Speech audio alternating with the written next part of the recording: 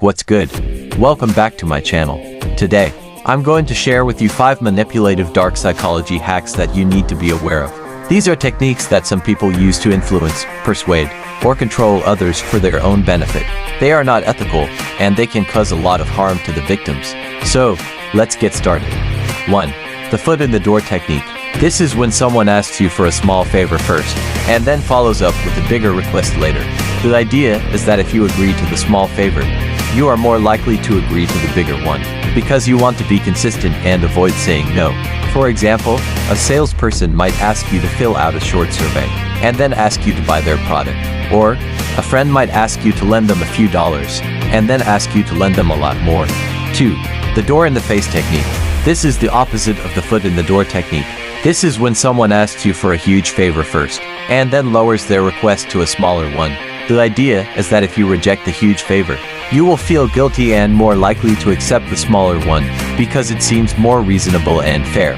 For example, a charity might ask you to donate a large amount of money, and then ask you to donate a smaller amount. Or, a coworker might ask you to work on a big project, and then ask you to help with a smaller task. 3.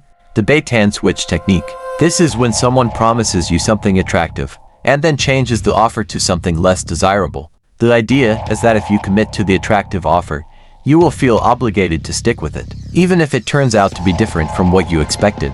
For example, a retailer might advertise a product at a low price, and then tell you that it is out of stock or has hidden fees. Or, a date might invite you to a nice restaurant, and then take you to a fast food place. 4.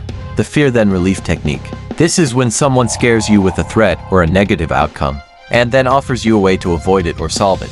The idea is that if you experience fear and then relief, you will be more susceptible to persuasion, because your emotional state makes you less rational and more grateful. For example, a scammer might call you and tell you that you owe money to the IRS, and then offer you a way to settle the debt.